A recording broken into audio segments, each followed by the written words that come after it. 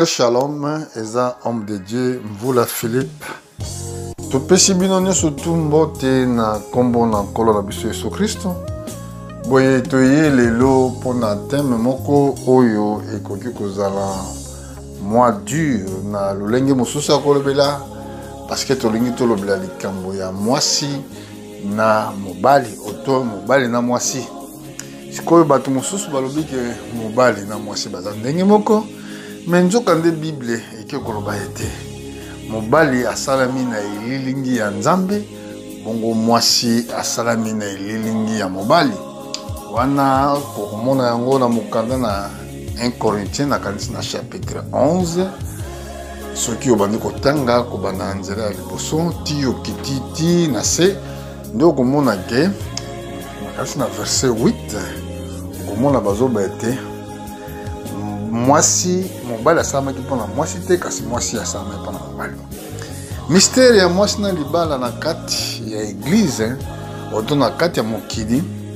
Donc esengeli tomona yango même na création. Na création tomoni Nzambe asalaki mercredi asalaki ba grand luminaire elingi koloba ba astre. Ba astre wana na symbole prophétique ezolakisa biso kati ya couple auto famille parce que moi ezolakisa mobali sanza azolakisa mwasi bongo bétoile ezali dana. Sikoyo soki to comprendre évangile na façon moko te naturelle eza difficile to comprendre yango na façon moko spirituelle. Nde voilà pourquoi frères et sœurs, esengeli koyeba mabombami ya bokonzi na Nzambe po toza na église ya temps de la fin. Église oyo ya temps de la fin eza église oyo nyonso oyo ekomama banda kalakala. Nzambe apesaki elaka na mokanda na Daniel na chapitre 12 na verset 4 ke nyonso ekozala na lumière. Mwasi Nzambe alongoli asali mwasi adwiye na kati ya mobali asaki liboso mobali alobi na mobali ya coordonné nyonso pe mobali nde moto apesaki bakombo banyama nyonso na zamba. Mais Bible elobi na biso ete après ntango Adam asisa kopesa banyama nyonso bakombo amonaki oyo azali semblable lokola ete. Donc Nzambe adesidaki kolalisa epongi na nsima apongi alongolaki kote ya mopanzi na ye nde asali mwasi. Nde ntango Adam amonaki mwasi abi voici maintenant parce que ntango apesaki banyama bakombo oyo azalaki semblable lokola ye azalaki te. Mais siko ntango ya komona mwasi abi voici maintenant la chair de ma chair. Donc mwasi azali parti ya mobali. Na bongo na Ancien Testament nyonso lokola tozonga na vanto pe na Ancien Testament tomoni ke na kati ya jardin d'Eden l'eau ezalaki te. Mais ntango mwasi azalaki séduit par serpent nde Nzambe asali loi na kati ya loi wana. Oyebi yango na verset 15 tina 16 elobi ke mwasi esengeli amikitisa na mobali na ye eke désir ya posa na ye kopene epai ya mobali.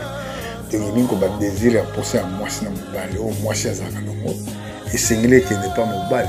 Donc kuna nde tozocomprendre ke eza na quelque chose elekaki ya bien te na likambo ya naissance ya bato.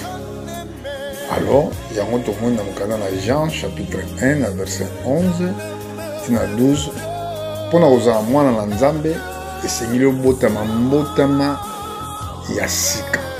Ezali mbotama ya liboso te oyo biso nyonso ndenge toyeli na mokili oyo ezalaki mbotama moko adamique. Mpona nini bazokondane mbotama wana? Bazokondane premier acte oyo ezalaki komi oyo ememi désir ya vie ya mokili na bato. Yango monanga tina wana Satan a réclamaka toujours ba vie parce que le premier désir, le premier acte, ils ont commis dans le jardin, ils ont Satan dans auteur. Alors, comme on a tant wana, Zambé na loi na ye, tant on va botama, tant on va kola, on se multiplier mon kili, après ce qui peut ba loi, ou ils ont l'accès, n'engeni ni moi si, na mobali ba kokoza. Premier, et là on a différent, on a que basi na tant wana ya loi, ou bien avant loi, pour loi y na tant ya Moïse. Na tango ya liboso oyo kobanda na tango ya Adam ti na tango ya Abraham ezaki tango ya conscience bato bazako vivre na conscience loi moko ezalaki te mais komona ke basi bakomaki bango na bakoma bango te yango tokokomona te mwasi ya Enoki kombo na ye ezalaki nani mwasi ya Kain kombo na ezalaki nani babotamaki tango nini donc bakoma bango te na kati ya biographie wana beaucoup mon appelle tant que ça la miracle bazalaki kotanga kaka mibali bazakotanga basité na bana mote na bana mikete na sepeli bo tirer attention na parole prophétique. Bon sikoyo soki tokena kanisi na bosanité sur na livre Lévitique na chapitre 15 na chapitre 16 tokomona ke tango mwasi azobota soka boti mwana mobali liboso azali nano une semaine à Rosalambindu et puis à Rosalamba 33 jours je ne se trompé ou à Rosalambindu si ma soka silisi pour passer période de aïe pour pesa offrande à sacrifice nandengi à otaye kobota wana na mwana mobali mais ceux qui a boti mwana mwasi à Rosalamba 2 semaines ou à Rosalambindu près de 2 mois, au 73 jours, Oyo a Rosalambi. Pourquoi nous avons ciblé Mama Kambo? Parce que nous avons oublié les Kamboya tabernacle, nous avons oublié les Kamboya temple, et nous avons oublié les Kamboya dans la temple. Parce que Boyebi était prophète et un ministère Moussous. Et sacrificateur, au sacrificature, ils allaient payer ministère. Ils ont deux choses différentes. Monto est un prophète, ils ont sacrificateur. Si vous êtes prophète, vous êtes prophète. Donc vous êtes sacrificateur, ils ont le consensus. Les sacrificateurs, ils ont la loi, les beautés à Lévi, ils ont le temple. Bangonde bazobenga bango ba sacrificateur. Na kati ya mosala ya sacrificature ezalaki na ba sacrificateur simple na ba obazaki ba souverain sacrificateur. Donc souverain sacrificateur azalaki na mission moko mosusu pona kosala ba sacrificateur bazaki na mission mosusu. Mais surtout dans le Nouveau Testament que biso bato tondimi Yesu Christ tokomi toza na kati ya royaume ya sacrificateur. Mais tango Nzambe abengaki pe bana Israël na mokanda na Exode chapitre 19 na verset 6 alobaki na bango ete na sali bino otona kosala bino royaume ya ba sacrificateur. Alors, ce qui est dans mon Apocalypse chapitre 1, verset 6, tout le monde dans la Bible dit que biso tozali dans le royaume de sacrificateur. Donc, oh, ils ont dans l'Ancien Testament, ils ont l'ombre des choses à venir. Dans Hébreux chapitre 1, 9, verset 1, ils ont l'ombre des choses à venir. Donc, ils ont lilingi. Alors tozozonga na likambo ya basi na kati ya kosala na temple. Sikoyo tokomona ete balevi o bazaki na kati ya tribu ya 12 tribus ya Israël baponamaki pona kosala na kati ya temple bongo basi na bango bazalaki pe basacrificateur bana na bango ya basi bazalaki basacrificateur? Non. Dans chapitre, Lévitique chapitre 21, surtout bani kotanga ngo bana tangi yango nyonso. Okomona obanda na verset 18 sozo ki dokina ba 22, okomona même sozo zaki na défaut moko corporel, défaut ya corps. Vous avez un problème à l'issue, vous avez un problème à l'oboko, vous avez un problème à songolo, vous rendre que vous avez un défaut à corps, vous avez même un sacrificature. Donc vous avez un sacrificateur. Oyo ezaki na bana mibali. Bongo na bana basi. Soki mwana mwasi même abali na un étranger. Ou azali banda ya tribu ya Lévi. Akoki kolia sosi biloko ya ba sacrificateur te.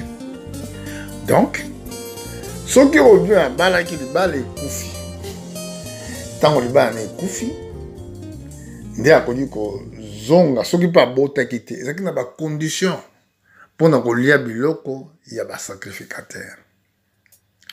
Ya bana ba sacrificateur. Mais bazalaki na droit te ya osala sacrifice. Bon, ce qu'on souhaite comprendre des choses dans l'Ancien Testament, tu as peine la facilité à comprendre le Nouveau Testament. Nde yango to mona kenano na l'image ya nature. Na Genèse na chapitre 36, na kanisi Joseph Mtalota ki ndoto. Tanga loti ndoto alobi na moni moi na sanza na 11 étoiles bazo gumba maliboso na ngai. Sikoyo Jacob oba bengaki na komba Israël après. Oyo azalaki prophète ya Nzambe aye kolimba. Donc ningoloba ngai Jacob na mama na yo na baleki na bandeko na yo tokogumba maliboso na yo. Tala ndenge Jacob Nzamba apesaki emoniseli ya ndoto oyo ya limbulaki ya Joseph. Donc nature même ils ont prédit l'œuvre de la rédemption. La nature ils ont produit l'œuvre de Christ. Mosala oyo nkola osala. Yango wana ekomami boye. Dieu nous a promis avant la fondation du monde. Monde n'a salamaki te. Mais l'évangile est déjà dans la nature, même dans la création. Ce que tout le monde j'ai dit, et un jour nous avons salagi ba poisson. Mais hier ce temps ayaki alobi boye. Bo continent Nzambe eza lokola mutabwaki monyama na kati ya mai. Bongo monyama wane kokanga ba poisson ya lolenge mingi nde tango bakobimisa yango bakopona ya malamu batie epai mosusu ya mabende bazikisi yango to badétruire yango. Aye koloba lisusu na Pierre ke na kosala yo pécheur ya bato. Vous voyez? Donc tozomona ke même ba chrétien, ba vrai chrétien bazali considéré comme ba poisson. Alors tokomona lisusu mystère mosusu na Bible. Yesu ateyaki pendant 3 jours bato bazalaki tellement affamé. Bongo Pierre azwaki liloba koloba ete bato balembi na nzala soki totiki bango bakende boye bakende kokoya. Bongo kolo atunaki bango bopesa bango biloko ya kolia. Boza na nini? Pierre azongisaki tozaka na 5 pains na 2 poissons. C'est un mystère. Au monde a gagné de comment par hasard, mais non, c'est mystère caché. Parce que 5 pains, ils ont une typologie ya kolobila liboso. Les 5 continents, 5 pains, ils ont l'accès les noms de Jésus-Christ. Bongo, 2 poissons, ils ont l'accès des églises n'attendent de la fin. C'est mystérieux. C'est ma bombe amie. Parce que comme on a eu 5 lettres, bon on a 5 lettres, donc on a yango des alliés combo yango za lipa na bomoi pour nourrir 5 continents qui est le monde.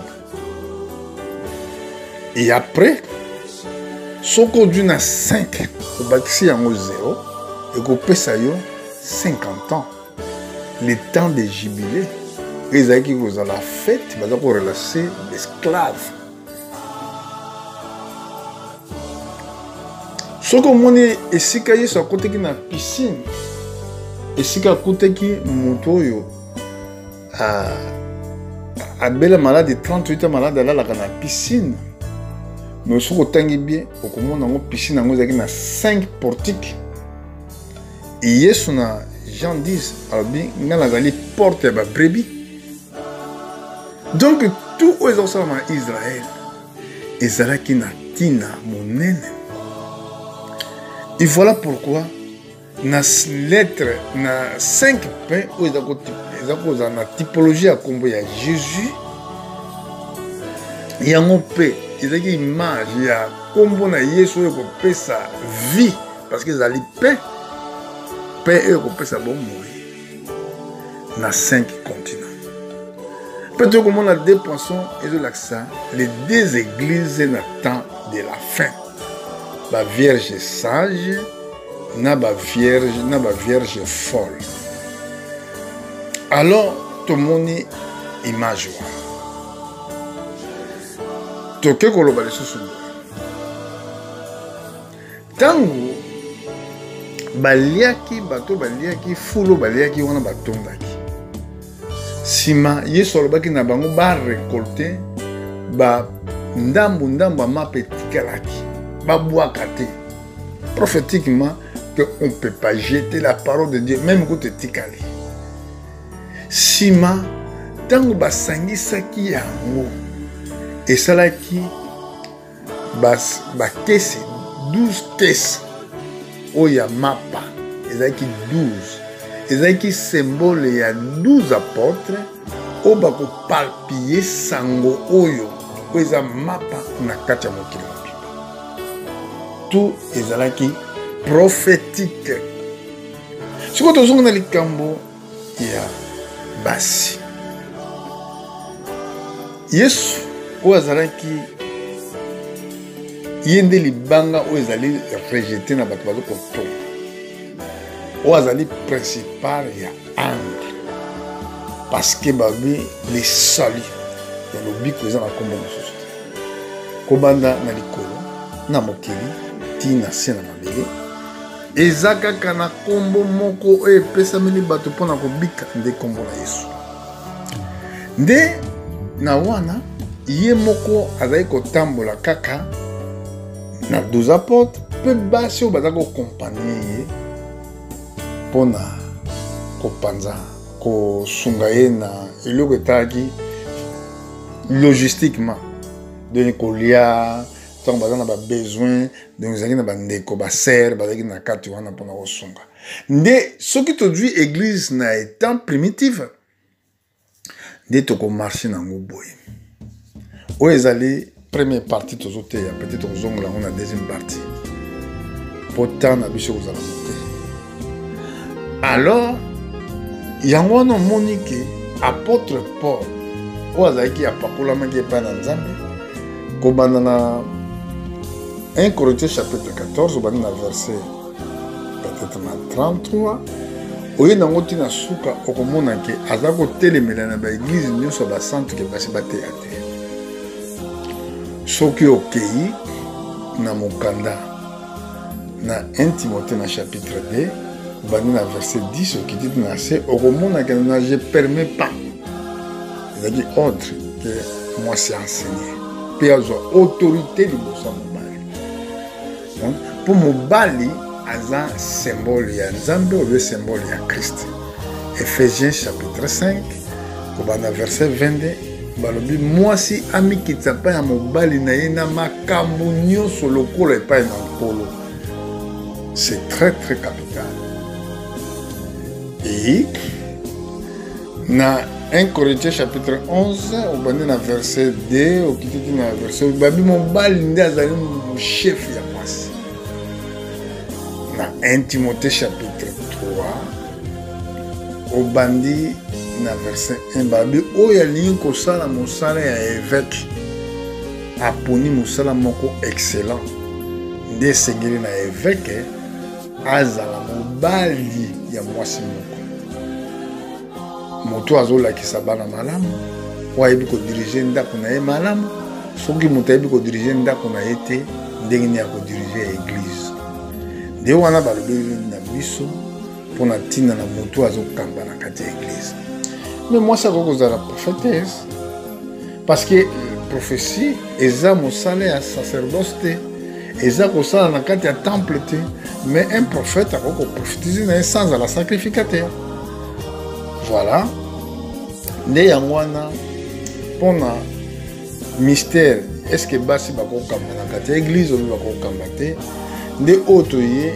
ezali kolakisa biso to kolakisa bandeko na biso na mokili mobimba emoneseli oyo ezali prophétique soki moto amoni ke non nakoyoka na ngai te nakondima na ngai te eza bongo te toforce moto te asala kaka ndenge tozoteya mais crois moi ke soki ke oyo ezoloba lelo eza molimo na nzambe ntango yo orejete yango orejete moto te orejete saint esprit ye moko parce que eza na makomi oyo ezokoprouve ke basi kosalela na kati ya temple ezali eloko moko malamu te de voilà yango wana lelo tozoloba boye te bandeko na biso ya basi esengeli kosala très attention esengeli koyeba vraiment mystère ya église po soki totali malamu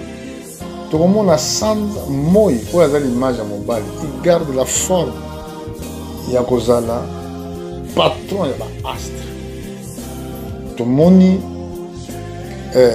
sanza oyo babengi ya line ye azali mwasi azali kogarde place na ye mpe tomoni baétoile image ya bana na nzambe image ya bachrétien na monde entier esengeli bagarde place na bango mais sikoyo tomoni te ke sanza azoluka kokóma lokola moi oto moi azonga na place ya sanza ezalaka meme soni ntango nazomona mwasi azobatisa esalama jamais na bible nte omona te ekomama nulle part mwasi azobondela mwasi na mobali bovanda nazotya maboko eza mosala basacrificateur esacrificateur azalaka mwasi te azalaka mobali vraiment nazalaka indigné komona makambo wana bato bakolobake oh mais pasteur Philippe yo mpe kala oui ntango tobongoli mitema toyambi yesu tozomona mais bana bakolaka ntango tozotanga bible tozozwa compréhension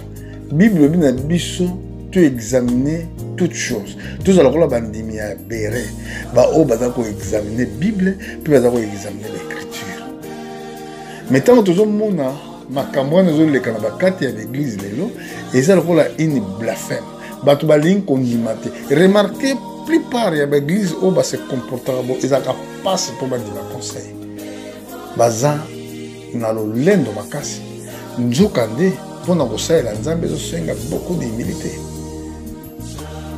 d'humilité parce que soki komikitisa eza te eza mpasi okorige eloko eza erreur tokokorige meme erreur ebele me toza na temps te meme comme so tokoloba meme sainte seine lelo lokola tolobeli makambo basi mpo nayebi te soki na kobosana bapoint mosusu baoyo mpe bazali na molimo na nzambe oyo bacomprendre ce que tozoloba bakosata bacommentaire na bango mais soki mbala mosusu na kozonga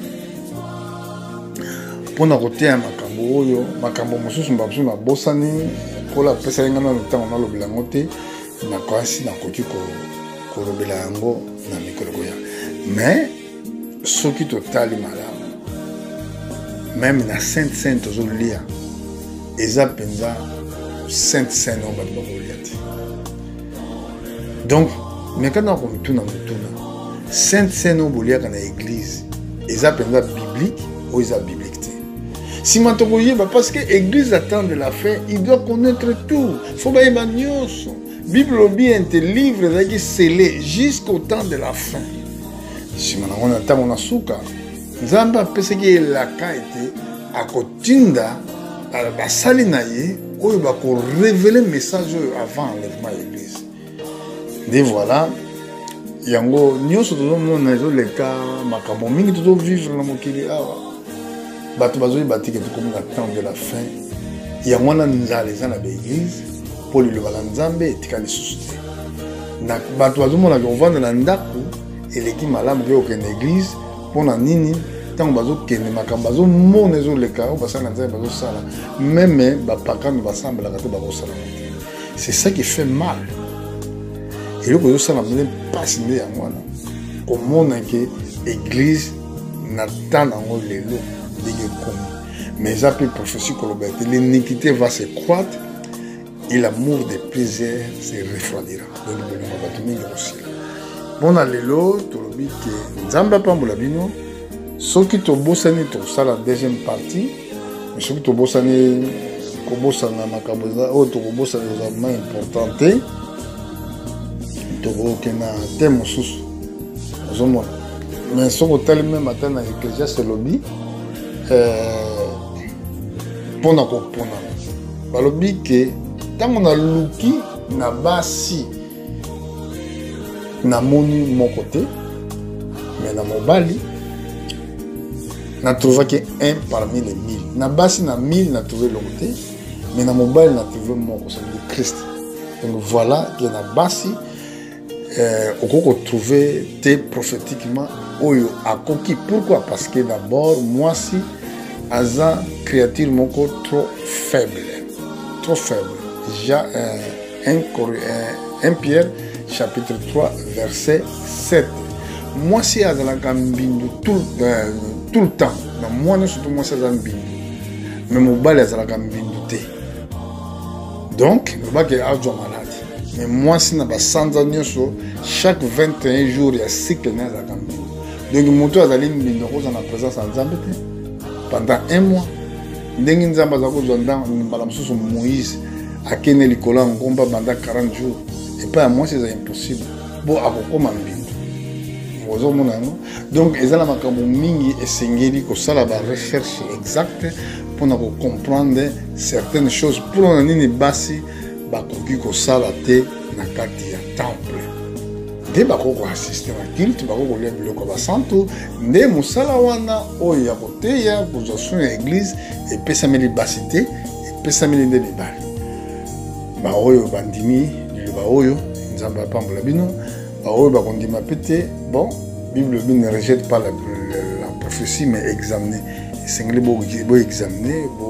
Bon de là, Nzambe a Nzambe la mawa. Yene mta fungula kabato na ye pour bako koyeba nyonso oyo e bombami. On a le lot le biki Nzamba Pambola Bino. Tokozonga mukolo mususu pour un message oyo asika kolo Yesu a repesa biso. Merci beaucoup.